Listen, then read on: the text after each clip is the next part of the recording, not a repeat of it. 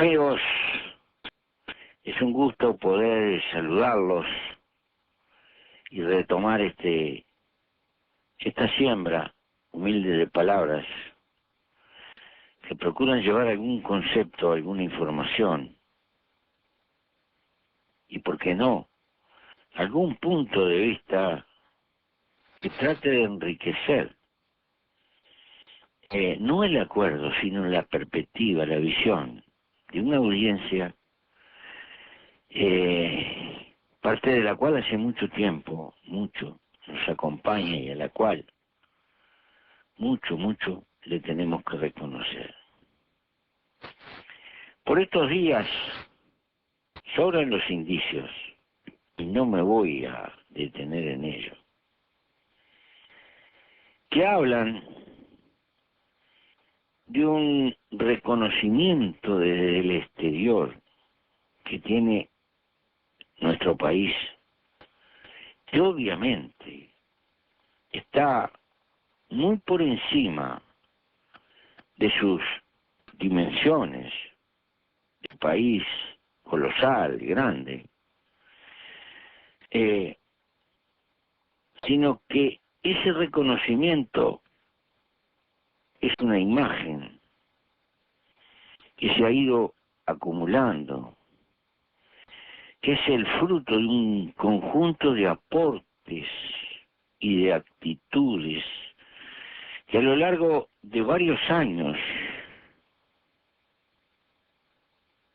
y por obra esencialmente del pueblo, de la nación, pero también del esfuerzo mancomunado y sistemático de los gobiernos, que le dan un prestigio que a uno lo hace sentirse francamente orgulloso de ser uruguayo. Esas actitudes constituyen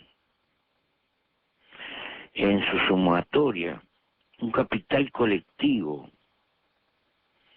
un intangible que debiéramos cuidar, porque es una formidable fuerza de atracción que ayuda al Uruguay. Cuando uno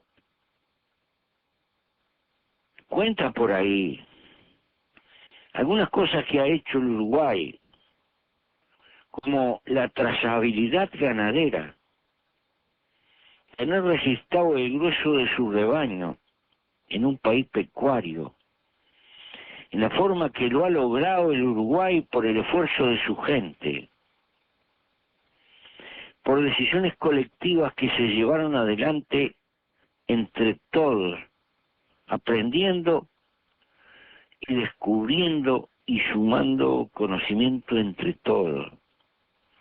O cuando se relata lo que es la historia del Ceibal, lo que está haciendo, lo que está proyectando,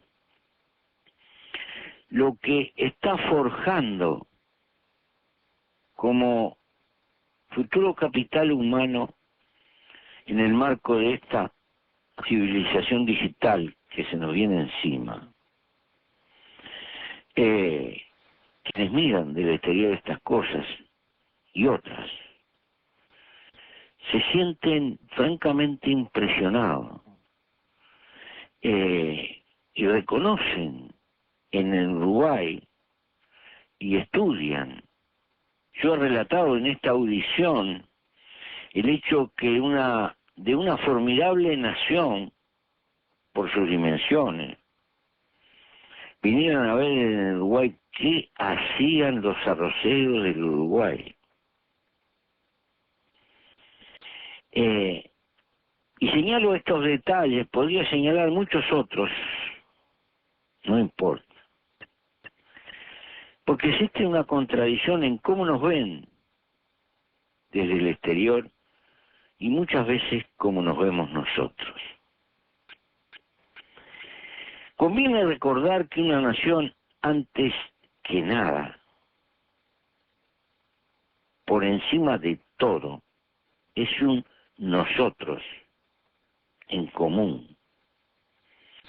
ese nosotros que viene del pasado y se proyecta hacia el futuro nos identifica. Es en parte las relaciones que han establecido los logros, la marcha de la comunidad, pero también los dolores comunes que hemos padecido. Todo ello compone ese nosotros. Y nos da un sentido de pertenencia que nos identifica. Y claro que todo ello compone algo así como un patrimonio común, que en el fondo no es de nadie, porque en realidad es de todos, y por ello nos identifica.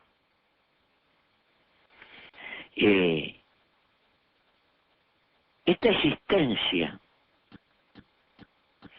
debería encuadrar, debería de colocarle los límites que naturalmente tienen y deben de tener nuestras inevitables discrepancias. Porque pertenecer a un nosotros común no significa la existencia o la no existencia de diferencias que resultan inevitables. ¿Por qué? Porque existen intereses encontrados en el marco de nuestra sociedad. Porque existen clases sociales distintas que tienen intereses y visiones distintas. Porque existen filosofías, existen corrientes de pensamientos distintos. Existen visiones religiosas. Y todo ello confluye en la existencia de fuerzas políticas que nos agrupan, que construyen herramientas para la mutua expresión, para llevar adelante nuestros pensamientos en común. Pero del hecho que las diferencias existan y sean inevitables, no se deriva que automáticamente esas diferencias tengan que paralizarnos y mucho menos hipotecar esa cosa en común que compone en nosotros el patrimonio. Estamos obviamente obligados por la gente, por nuestra gente, por la gente de nuestro pueblo, más allá de sus colores y diferencias, a lograr siempre o a luchar por lo menos por tener algunos entendimientos básicos. ¿Qué nos reclama? De hecho, no la totalidad, pero sí la inmensa mayoría del pueblo uruguayo. Tener un trabajo más o menos estable, un ingreso relativamente digno, un techo seguro, relativamente confortable. Yo diría, con el lujo de poder tener una parrillita algún fin de semana, el dar alguna vuelta en las vacaciones por ahí. La inmensa mayoría de nuestro pueblo es eso lo que nos está reclamando. Y necesitamos, pequeña nación, en este rincón del mundo, luchar por acuerdos básicos para que esas metas sean posibles para nuestra gente. Naturalmente, hay que reconocer no solo que las diferencias existen, que hasta cierto punto son saludables, porque porque nos ayudan a ver partes de la realidad que si no de otra forma no la vería. Pero todo en la vida tiene un límite. El hecho más sustantivo, más hondo, que el país tiene un dibujo político que ha traído la historia, el devenir, que creemos que expresa una época, un tiempo. Ese dibujo político hace que un 40 y pico de gente humanamente se agrupa en lo que podemos llamar las fuerzas políticas de oposición en este momento.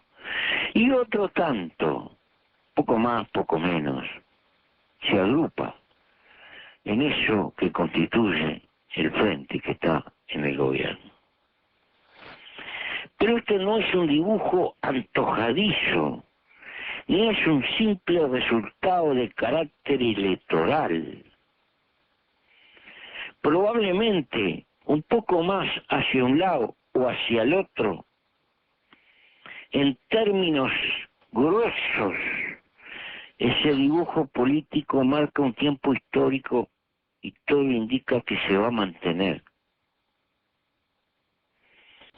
Y es precisamente ese dibujo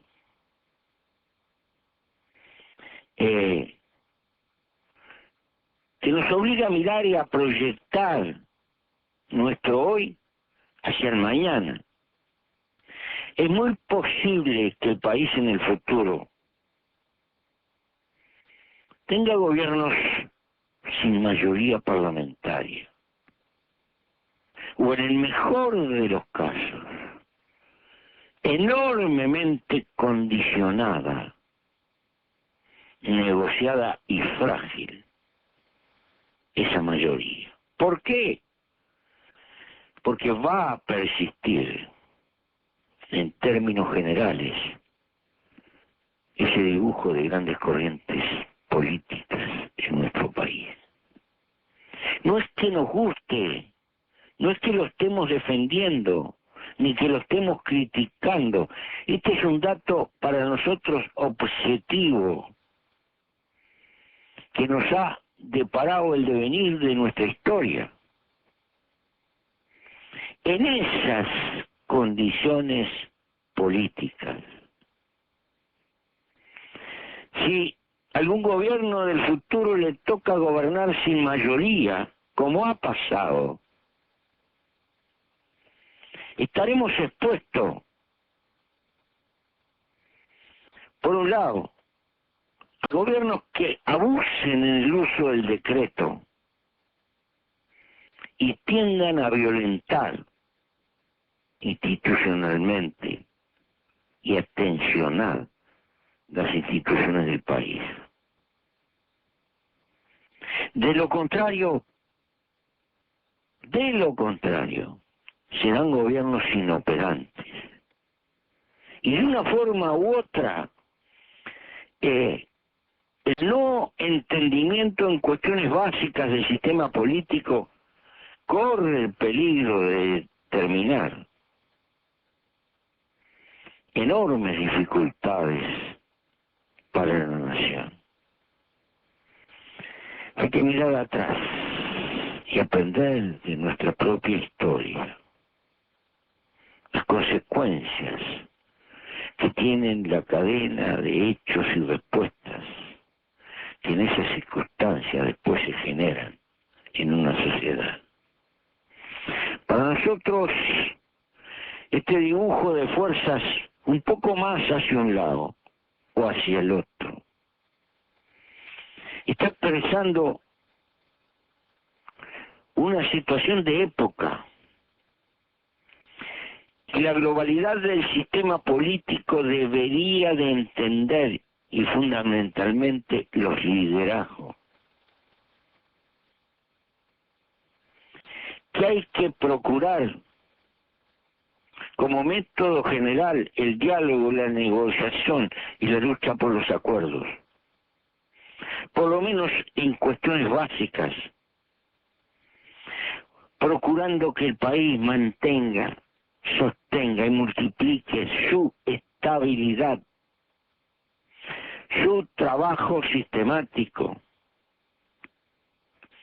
El país no precisa tensiones, precisa trabajo sistemático, inversión con poco ruido, estabilidad y el logro sumatorio de la lucha del trabajo todos los días. Esta fue la razón, esta manera de ver el futuro, fue la razón que en su momento al iniciar el gobierno nos llevó a tratar de lograr la mayor participación posible a lo largo y a lo ancho de los lugares de decisión del gobierno. E hicimos lo que nunca se había hecho en este país, lo logramos, y lo logramos entre todos.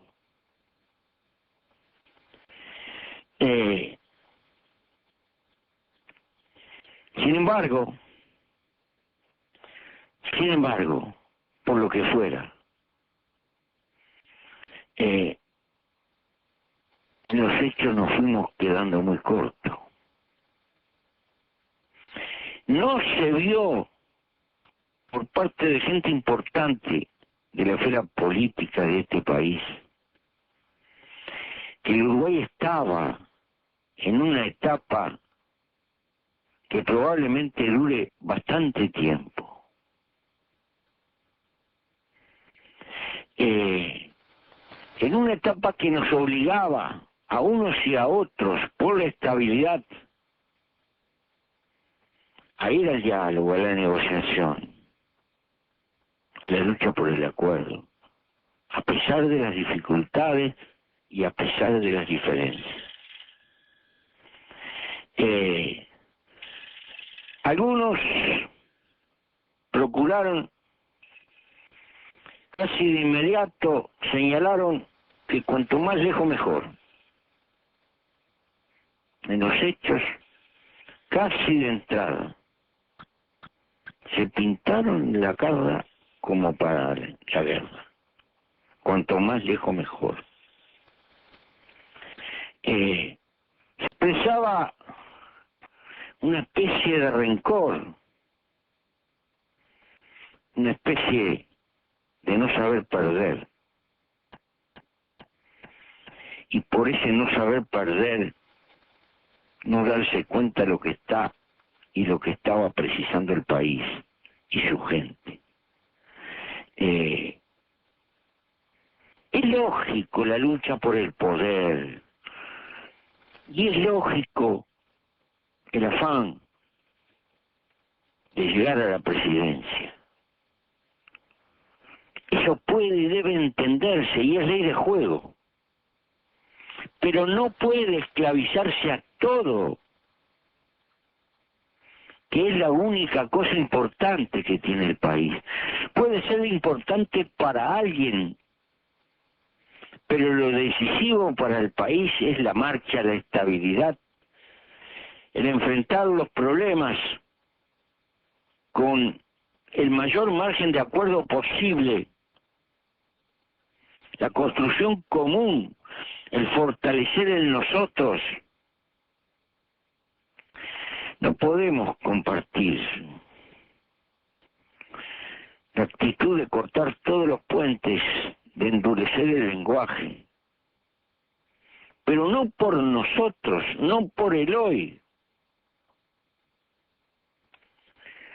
Así nadie gobernará si le toca ser minoría.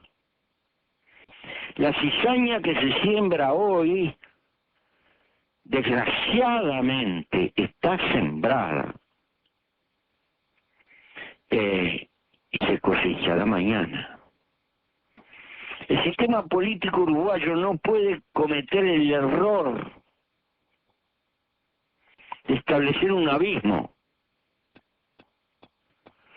porque eso es preocuparse por el poder y no preocuparse por la gente.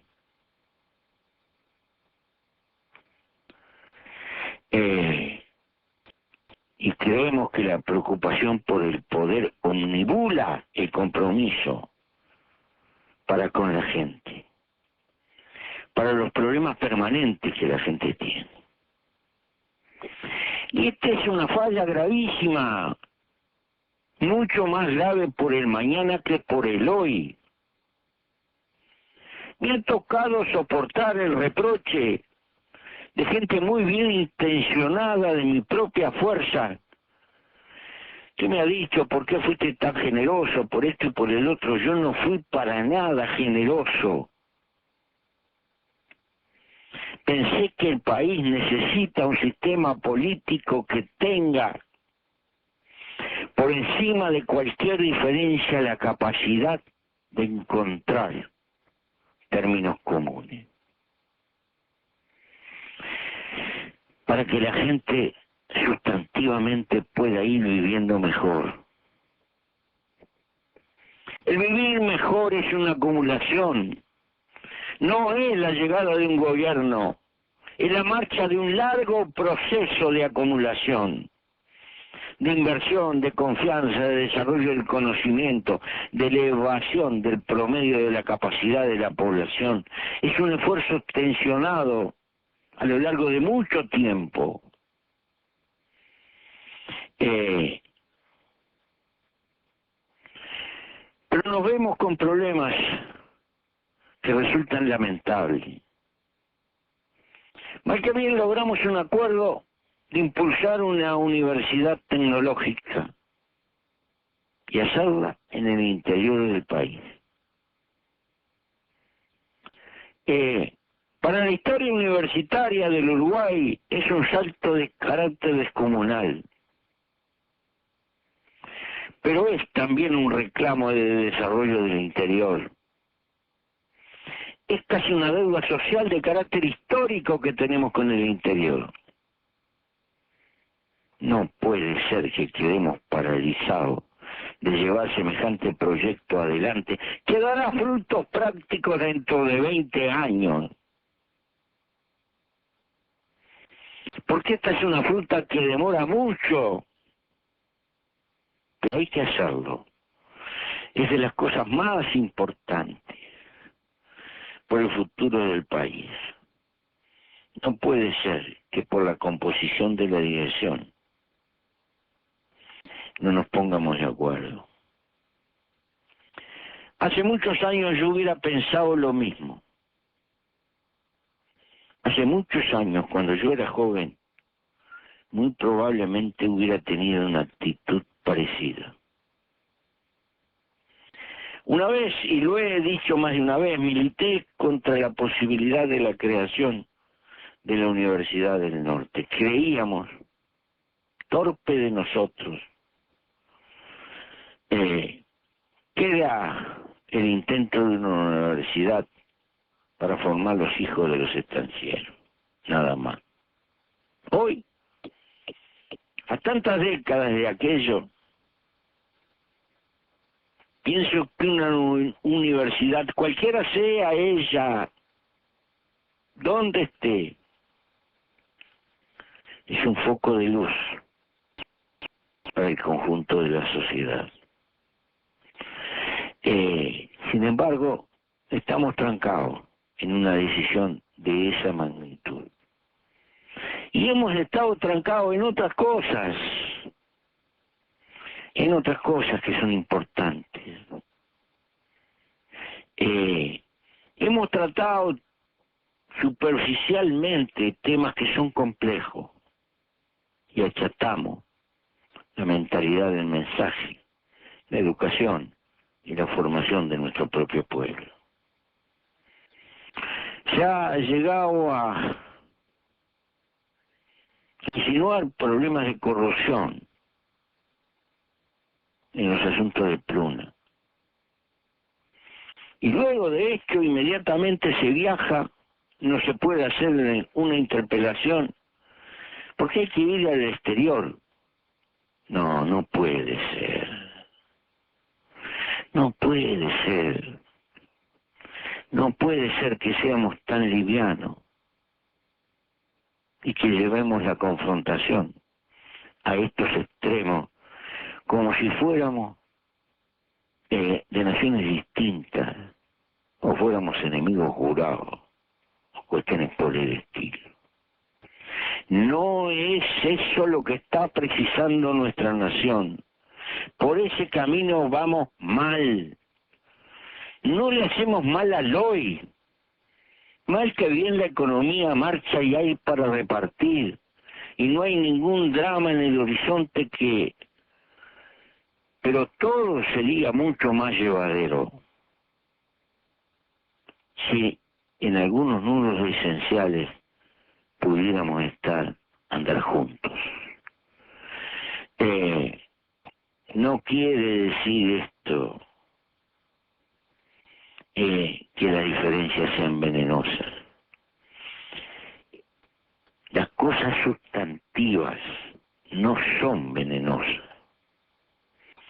Lo venenosos son los epítetos, lo venenosos son los insultos inútiles, lo venenosos son las mentiras, o mejor dicho, las verdades no encuadradas en el contexto de la realidad. Necesitamos relaciones de mayor altura entre nosotros mismos. ¿Por qué? Porque el país va a tener que seguir andando. Y el país va a continuar en etapas sucesivas. Pero tal vez no hemos aprendido de la historia. Tal vez no sabemos lo que significó en el país tener un gobierno con minorías, hackeado, y que tuvo que ir internándose en un venenoso autoritarismo que terminó, entre otras cosas, envenenando a la nación y abriendo puertas, tal vez, a sucesos amargos que vinieron después. No quiero ni pensar en esto, pero inevitablemente,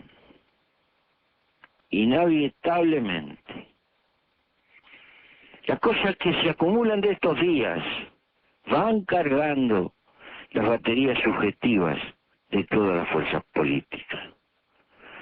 Y con la antagonización in extremis, sin límites, basta escuchar algunos discursos que se tiran por ahí, algunas cosas que se dicen por ahí. Estamos pateando lo mejor, ese capital en común de nosotros que tenemos. Y creemos que es ocasión y tiempo de señalarlo. Porque, en definitiva, hay mucha cosa por hacer. Hay dificultades objetivas que nos impone el mundo y que nos impone la realidad. Ahora bien, si nosotros nos encargamos de multiplicar esas dificultades por falta de básicos entendimientos nacionales, los que más se perjudican son los que no hablan, los que no salen a los medios, los que no están en la prensa. La gigantesca mayoría silenciosa, que naturalmente necesita que sus problemas se entiendan y se atiendan. Debiera ser un compromiso de todo, debiera serlo.